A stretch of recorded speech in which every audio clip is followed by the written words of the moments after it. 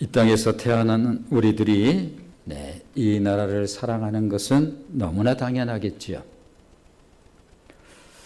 그러나 우리들이 이토록 사랑하는 이 땅은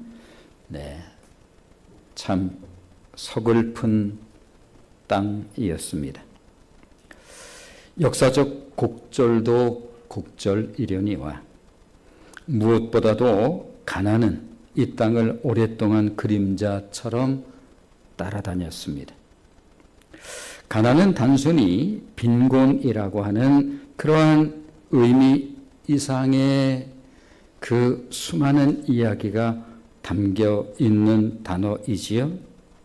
모든 슬픔과 서러움이 함축된 단어가 바로 가나안이라고 하는 단어입니다.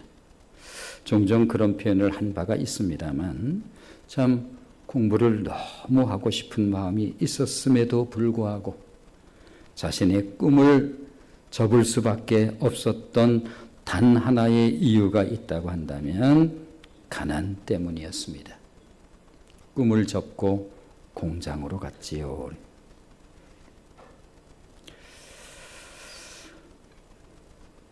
가난으로 인해서 약 한 첩 쓰지 못하고 아버지가 세상을 떠날 수밖에 없었던 것을 생각하면 내 평생 그야말로 마음을 아리는 지울 수 없는 삶의 이야기입니다.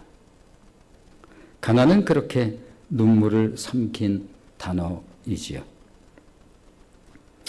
가난이 대물림된 이 땅은 한설인 슬픈 가락에 익숙한 나라였습니다.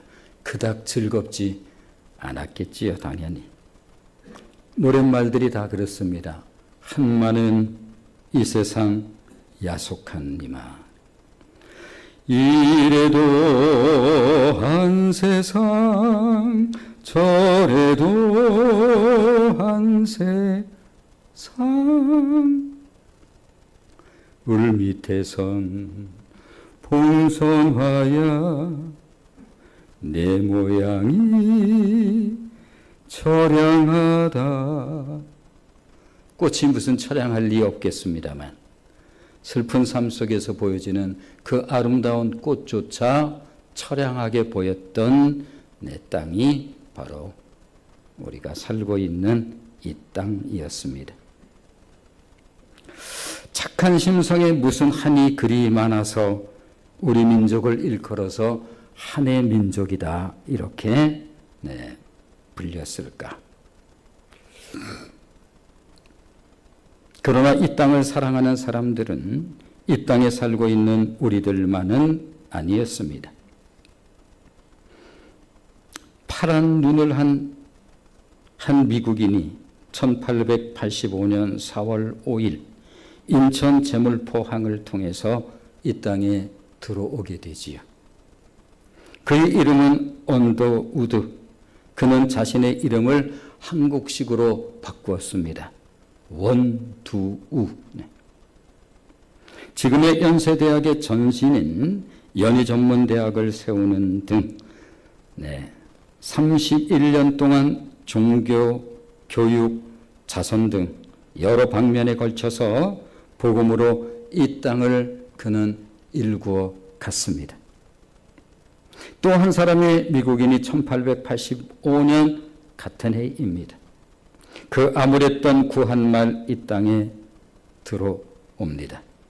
아펜셀라 선교사 그 역시 자신의 이름을 우리식으로 바꿨는데 아편설라라고 그렇게 이름을 지으면서 이 땅에 배제학당과 정동교회 등을 세우고 무릎 꿇어 이 땅을 위해서 그렇게 기도했습니다. 당시 언더우드 선교사의 기도문을 보면 당시 이 땅의 모습을 우리는 그려볼 수가 있지요. 주여 지금은 아무것도 보이지 않습니다. 주님, 메마르고 가난한 땅, 나무 한 그루 시원하게 자라지 못하고 있는 땅에 저희들은 옮겨와 앉았습니다. 그 넓고 넓은 태평양을 어떻게 건너왔는지 그 사실이 기적일 뿐입니다. 주께서 붙잡아 뚝 떨어뜨려 놓으신 듯한 이곳, 지금은 아무것도 보이지를 않습니다. 보이는 것은 고집스럽게 얼룩진 어둠뿐입니다. 그렇습니다. 그의 눈에 비친 이 땅은 그저 어두움뿐이었노라고 그렇게 그는 하나님께 기도를 합니다. 도대체 저들은 무슨 마음으로 듣지도 알지도 못하는 이 땅에 와서 저들의 삶을 이 땅에 바친 것일까? 그렇습니다. 복음을 들고 이 땅에 들어온 저들이 없었다고 한다면 이 땅이 오늘과 같은 땅이 될 수 있었을까? 과연.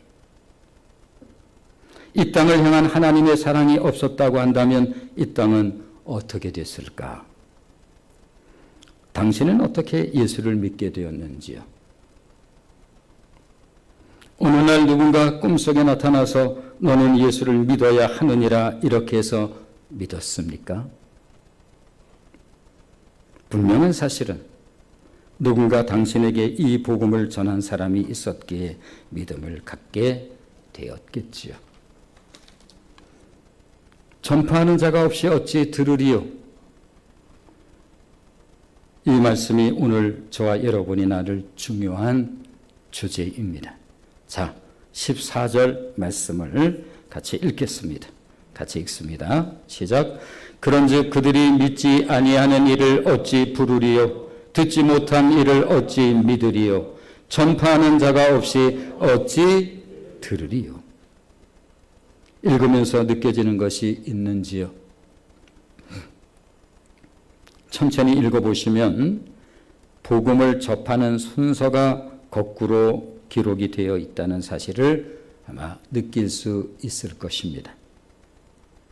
이러한 문학적 기술을 일컬어서 소위 도치법이라고 그렇게 부릅니다. 그렇다면 도치법을 쓴 이유는 무엇일까요? 나 정말 먹고 싶다 밥을 도치법이죠. 나는 밥을 먹고 싶다. 나는 정말 먹고 싶다 밥이 강조하기 위한 문학적 수사라고 할 수가 있겠습니다. 그렇습니다. 전하는 것의 중요성을 지금 들려주고 싶은 거겠죠. 생각해 보십시오. 전하는 사람이 없는데 어찌 들을 수 있다는 말입니까? 전한다는 게 얼마나 중요한 일인가. 그러므로 전하는 사람의 그 보배로움을 지금 바울이 강조해서 들려주고 싶은 거예요.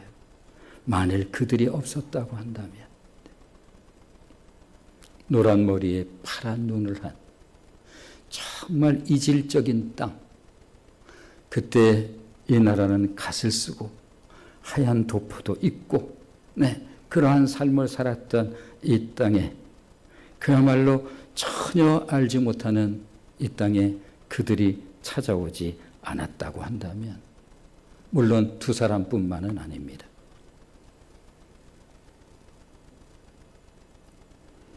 따라서 정상적인 순서라고 하면 누군가 전해야 들을 수 있고 들어야 믿을 수 있으며 믿어야 주님을 부를 수 있는 것 아니겠습니까?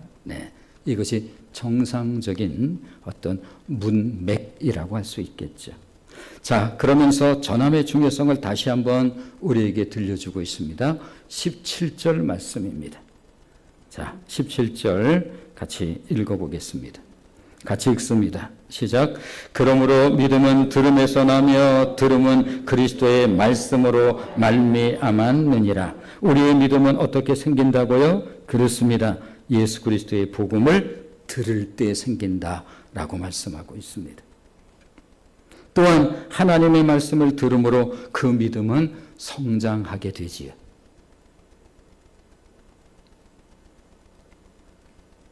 이러할 때 믿음으로 말미암는 축복, 즉 예수 안에 있는 부요가 우리와 상관 있게 되어집니다.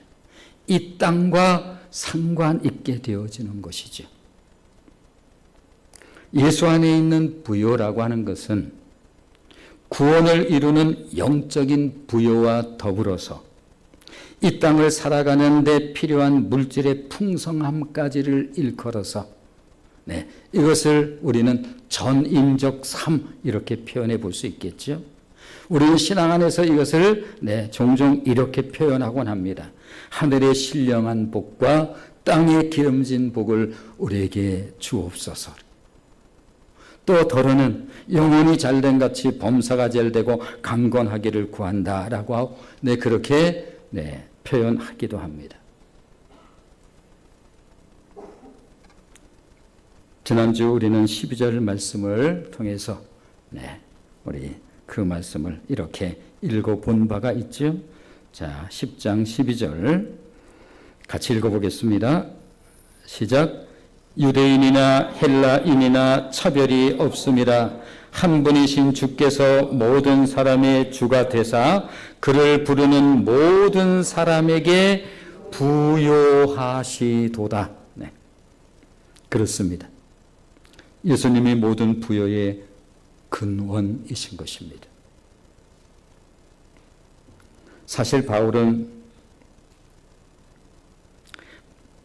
바울이 자신의 삶을 완전히 송두리째 바꿀 수 있었던 매우 중요한 이유가 무엇인가 하면 예수 그리스도를 발견한 거예요. 그분이 어떤 분이시고 그분이 누구이신지를. 로마서 11장 36절 상반절을 한번 우리 같이 읽어보실까요? 그분은 누구인가? 라고 하는 거예요. 자, 같이 읽어보겠습니다. 시작. 이는 만물이 주에게서 나오고 주로 말미암고 주에게로 돌아감이라. 그렇습니다. 칼빈 역시 이 말씀에 깊은 영향을 받았습니다.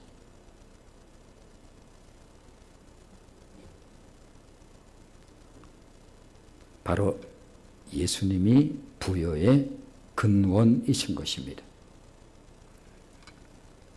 이처럼 바울은 믿음이란 그리스도의 말씀을 들음으로 말미암는 것이라고 우리에게 들려주고 있지요. 그런데 바울의 마음이 많이 힘들고 괴로웠던 이유는 무엇인가 하면 자신이 그토록 사랑하는 동족 이스라엘이 엉뚱한 말을 하는 거예요. 그렇다면 이스라엘이 어떤 엉뚱한 말을 했을까? 못 들었다는 거예요. 아니, 다른 민족이 그런 말을 했다면 그럴 수 있다고 할 수 있겠죠. 그러나 어떻게 이스라엘이 그것을 못 들었다고 변명할 수가 있겠느냐라고 하는 것입니다. 한마디로 변명의 여지가 없다는 거예요. 누구에게? 이스라엘에게는. 다른 민족에게서야 다른 민족이 이런 말 저런 말을 하면 그건 그럴 수 있다고 하지만 어떻게 이스라엘이 그걸 못 들었다고 할 수가 있겠느냐는 거예요. 자, 15절 말씀을 한번 보겠습니다. 15절 같이 읽습니다. 시작. 보내심을 받지 아니하였으면 어찌 전파하리요? 기록된 바 아름답도다. 좋은 소식을 전하는 자들의 발이여 함과 같으니라. 이 말씀은 구약의 복음서라고 할 수 있는 이사야서 52장 7절 말씀을 인용한 거예요. 자, 원래의 말씀을 한번 보실까요? 이사야서 52장 7절 같이 읽겠습니다. 시작. 좋은 소식을 전하며 평화를 공포하며 복된 좋은 소식을 가져오며 구원을 공포하며 시온을 향하여 이루기를 내 하나님이 통치하신다 하는 자의 산을 넘는 발이 어찌 그리 아름다운고. 이처럼 하나님께서 구약시대부터 선지자들을 통해서 복된 소식을 들려주셨건만 아니 못 들었다고 하면 그게 말이 되겠느냐는 거예요. 그런 의미에서 저와 여러분이 살고 있는 이 나라, 이 땅은 얼마나 복스러운 땅인가. 심성은 착했는지 모르겠습니다만 영적으로는 미개했던 땅이 저와 여러분이 살고 있었던 바로 살고 있는 이 땅입니다. 우리 스스로가 영적으로 미개한 땅이라고 말하는 것은 우리에게는 자존심이 상하는 그러한 좀 마음이 들 수는 있을는지 모르겠습니다만 솔직히 사실적으로 말하면 저와 여러분이 살고 있는 이 땅은 과거에 영적으로 매우 미개한 땅이었습니다. 마을에는 성황당이 있었고 귀신 섬기느라 소위 정령숭배 사상, 소위 애니미즘, 모든 자연물에는 영혼이 있다라고 하는 사상이죠. 이 땅에는 정령숭배 사상이 있어서 마을 앞 큰 바위, 큰 나무에 영혼이 있다고 해서 건드리기를 두려워했던 땅이었습니다. 온갖 귀신이 지배함으로 잡신에 눌려 살았던 땅. 처녀 귀신에게는 왕신이라고 했지요. 몽달 귀신, 부출각시, 집에서 죽지 못하고 내 집 밖에서 죽은 귀신을 일컬어서 객귀라고 그렇게 말했습니다. 그래서 가정에 좀 어려움이 있으면 이런저런 고통이 찾아오면 그 귀신이, 그 객귀가 구천을 떠다니면서 그렇게 해코지를 한다는 거죠. 그러므로 구술해야 한다는 거예요. 이런 데 붙잡혀 살았던 땅입니다. 부엌에만 있다는 조항신, 밝을래야 밝을 수 없었던 이 땅에 어두움의 산을 넘어 복음의 좋은 소식을 가지고 이 땅에 온 것이지요. 알고 계시나요? 당시 언더우드 선교사의 기도문을 조금 더 들어보겠습니다. 어둠과 가난과 인습에 묶여있는 조선 사람뿐입니다. 고통이 고통인 줄 모르는 자에게 고통을 벗겨주겠노라고 하면 의심부터 하고 화부터 냅니다. 지금은 우리가 황무지 위에 맨손으로 서 있는 것 같사오나 지금은 우리가 서양 귀신 양귀자라고 손가락질 받고 있사오나 저희들이 우리 영혼과 하나인 것을 깨닫고 하늘나라의 한 백성 한 자녀임을 알고 눈물로 기뻐할 날이 있음을 하나님 믿습니다. 그저 경계와 의심과 천대가 가득한 곳이지만 이곳이 머지않아 은총의 땅이 되리라는 것을 믿습니다. 주여 오직 제 믿음을 붙잡아 주옵소서. 이 얻은 땅에서 제가 복음으로 이 땅을 일구어 갈 수 있도록 하나님 나에게 믿음을 주옵소서.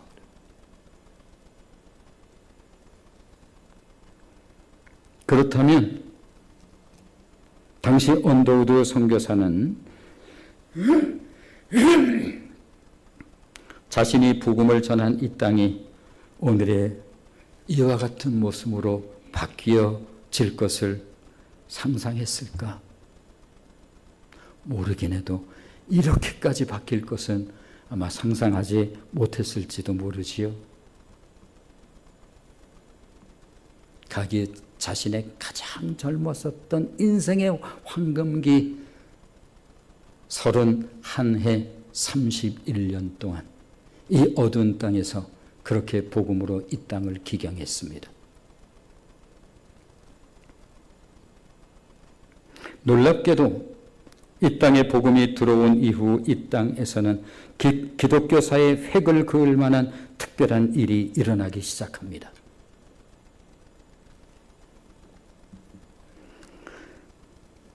사실 복음이 들어간 모든 나라들이 우리나라 같지는 않다라고 하는 사실을 언젠가 말씀을 드렸지요. 중국, 일본, 우리보다 먼저 복음이 들어갔습니다. 우리보다 훨씬 일찍 복음이 들어간 일본은 여전히 우상의 나라로 그렇게 살고 있습니다. 중국 역시 기독교는 통제의 대상이 되어서 공산당이 통치하는 나라이지요. 그러나 우리가 살고 있는 이 땅에 심겨진 복음은 나라 전체의 들풀처럼 번져갔습니다. 방방곡곡 들불처럼, 방방곡곡 깊은 산골까지. 그 시절 예배당 종소리는 똑같은 시간에 이 민족의 어두움을 깨웠습니다. 느낌이 있어서 종종 이 표현을 하곤 하죠. 땡그랑 땡그랑. 똑같은 시간에 그 이른 새벽 예배당마다 종소리가 똑같이 울려 퍼졌습니다. 그리고 그 소리는 어둠을 쫓아냈습니다.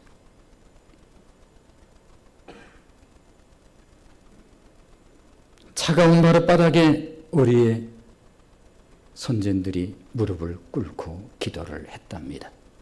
사진 좀 볼까요? 저렇게 입성 입을 것도 없네. 하얀 무명저고리 포대기로 그저 아이를 뒤에 업고 무릎 꿇고 울면서 기도했습니다. 이 나라입니다.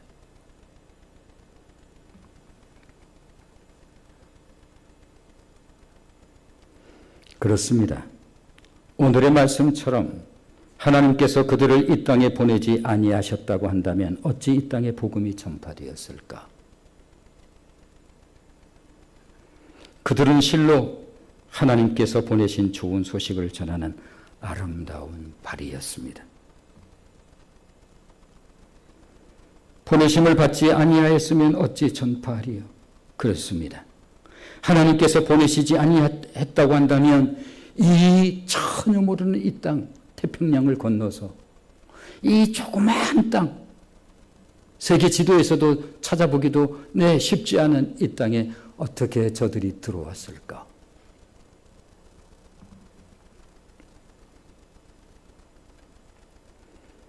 그렇습니다. 이 땅은 그야말로 특별한 땅이었습니다. 바울의 안타까움을 들어보십시오. 자신의 동족 이스라엘은 그렇지 못했다는 거예요. 자, 18절 말씀을 한번 보시면 18절 같이 읽습니다. 시작. 그러나 내가 말하노니 그들이 듣지 아니하였느냐? 그렇지 아니하니 그 소리가 온 땅에 퍼졌고 그 말씀이 땅끝까지 이르렀도다 하였느니라. 그렇습니다. 이스라엘은 그렇지를 못했습니다. 마치 못 들었다는 듯이.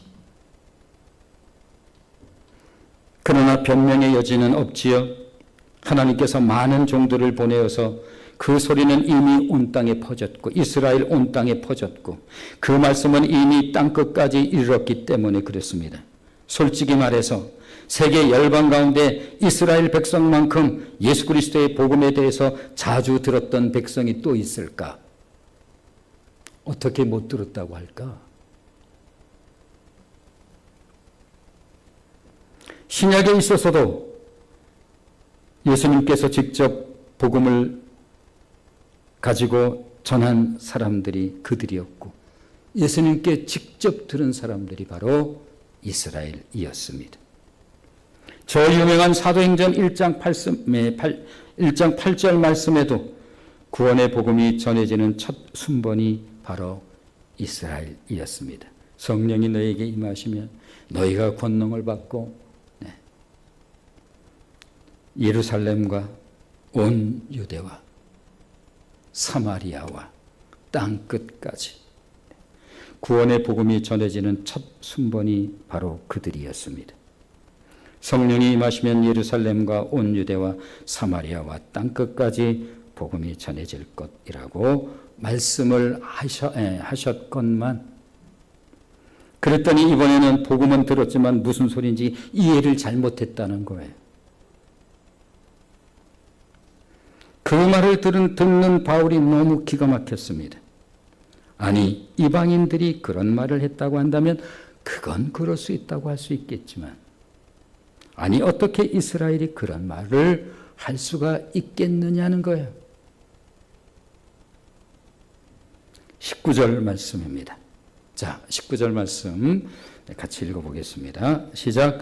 그러나 내가 말하노니 이스라엘이 알지 못하였느냐. 먼저 모세가 이르되 내가 백성이 아닌 자로서 너희를 시기하게 하며 미련한 백성으로서 너희를 노렵게 하리라 하였고. 아니, 그것은 이스라엘 백성이 할 말은 아니지. 아무리 자신이 동족 이스라엘을 사랑했지만 동족 이스라엘이 그 말을 할 수는 없지. 세계 열방 가운데 오직 이스라엘 백성만이 토라 백성이 아니었던가? 세계 열방 가운데 하나님께서 이스라엘에게만 당신의 말씀을 주시지 아니하셨던가? 십계명.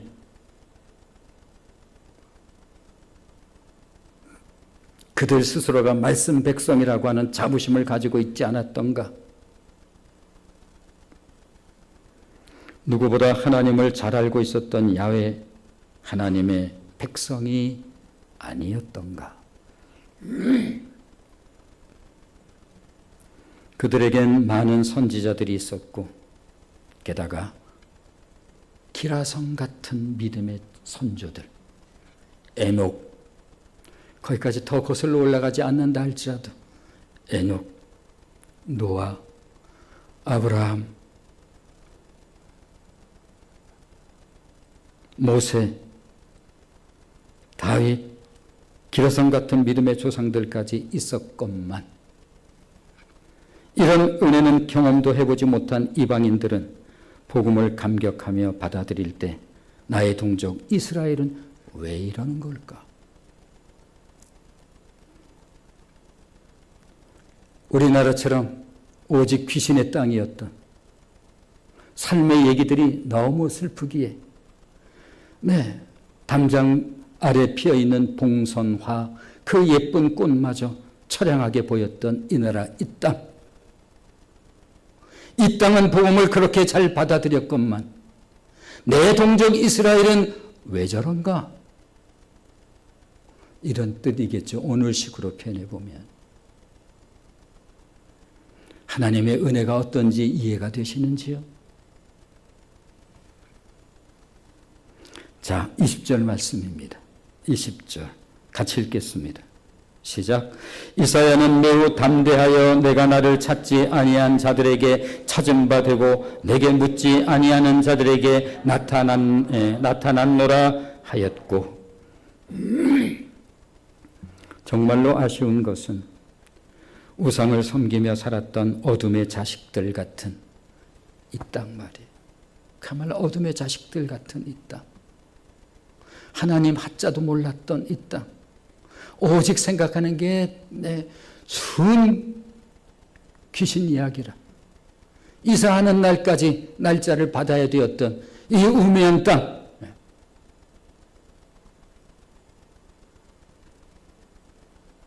우상을 섬기며 살았던 어둠의 자식들 같은 이방인들은 예수를 믿고 거룩한 백성이 되어 빛의 자식들이 되었건만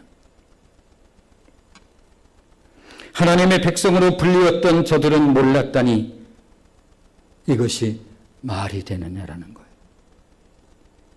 어떻게 그럴 수가 있겠느냐는 거예요. 그럼에도 불구하고 하나님께서는 여전히 이스라엘 백성들이 돌아오기만을 손을 벌려서 기다리고 있다는 거예요. 아, 불쌍하신 우리 하나님. 표현이 민망하긴 합니다만 성경을 보면 우리 하나님 참 불쌍하시다. 그런데도 기다린다는 거예요. 양손을 벌리고 어서 돌아오라고, 어서 돌아오라고, 어둠 속에서 돌아오라고. 21절이죠. 자, 같이 읽어보겠습니다. 같이 읽습니다. 시작. 이스라엘에 대하여 이르되 순종하지 아니하고 거슬러 말하는 백성에게 내가 종일 내 손을 벌렸노라 하였느니라. 그래서 종일 벌리는 거. 돌아오라고. 어서 돌아오라고. 그 죽음에서 나오라고. 그 어둠 속에서 나오라고. 그 우매함 속에서 나오라고. 이 땅이 그런 땅이었다니까요.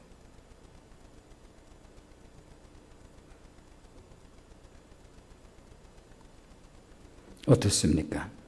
이 말씀이 어찌 유대인들에게만 해당될까요? 아직도 우리 주변엔 마치 이스라엘 백성들처럼 고의적으로 들어서도 못 들은 것처럼 쓸데없는 소리 막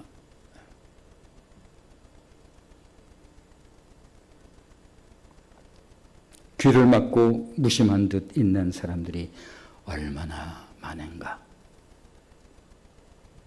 저와 여러분의 주변에 심지어 가족이라고 불리우는 그들에게 말이에요.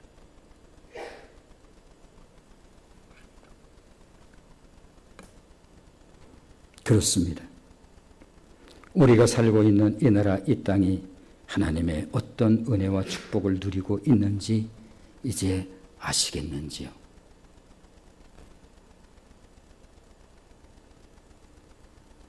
마치 우리가 뭐 큰 잘못이라도 한 것처럼 네, 예수 믿으세요. 짐짓 거드름을 피면서 못 들을 소리 들은 것처럼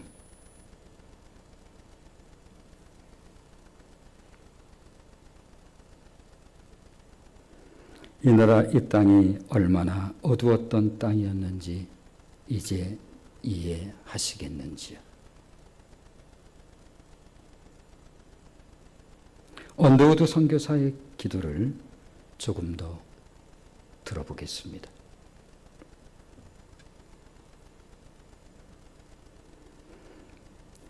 이곳 지금은 아무것도 보이지를 않습니다. 보이는 것은 고집스럽게 얼룩진 어둠뿐입니다. 어둠과 가난한 인습에 묶여있는 조선 사람뿐입니다. 그들은 왜 묶여있는지도 고통이라는 것도 모르고 있습니다. 고통을 고통인 줄을 모르는 자에게 고통을 벗겨주겠노라고 하면 의심하고 화부터 냅니다. 지금은 우리가 황무지 위에 맨손으로 서 있는 것 같사오나 저희들이 우리 영혼과 하나인 것을 깨닫고 하늘나라의 한 백성 한 자녀임을 알고 눈물로 기뻐할 날이 있음을 믿습니다. 주여 나의 믿음을 붙잡아 주옵소서. 하나님이 아니면 이 땅은 아직도 버려진 땅일 수밖에 없었겠지요. 지독한 슬픈 이야기들을 삶의 이야기로 삼고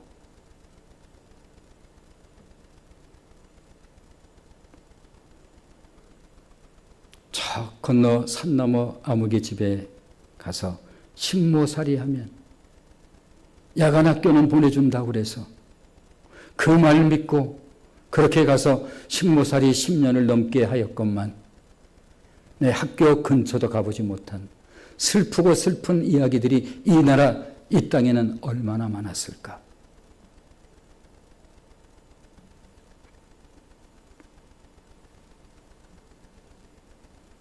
그렇습니다. 이 땅에 하나님의 긍휼의 시선이 머물렀고 그들로 태평양 바다를 건너 이곳에 오게 하셨습니다. 하나님께서 그들의 마음을 움직이셨고 그들이 이 땅에 오기까지 얼마나 많은 날 많은 시간 무릎을 꿇고 기도했을까. 이 땅을 보지도 못했고 알지도 못하는 땅 하나님께서 가시라면 가겠습니다. 신앙이 뭔지 아십니까? 기독교가 무엇인지 아시는지요?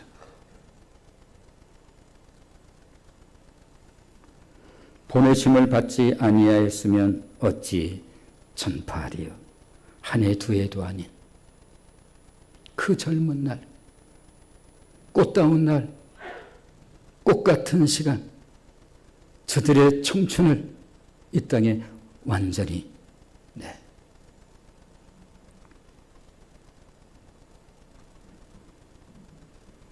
저와 여러분이 소유한 이 은혜가 얼마나 크고 놀라운 것인지 우리는 정말 모를 때가 너무 많습니다. 신앙생활을 거드름피면서 신앙생활하는 그 모습은 차마 하나님의 시선으로 보면 볼 수 없는 모습 아니겠는가.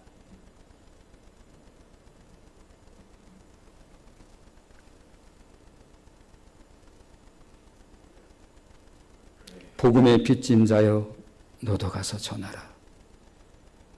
누가 저들을 보내셨을까?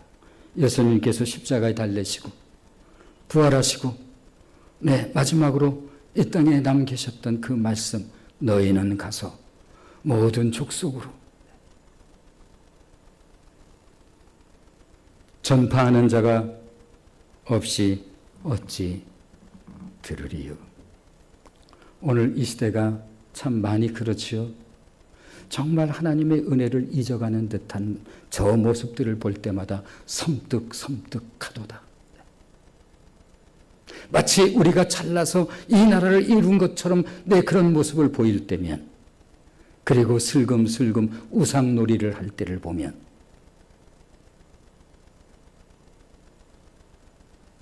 카드를 가지고 점치고,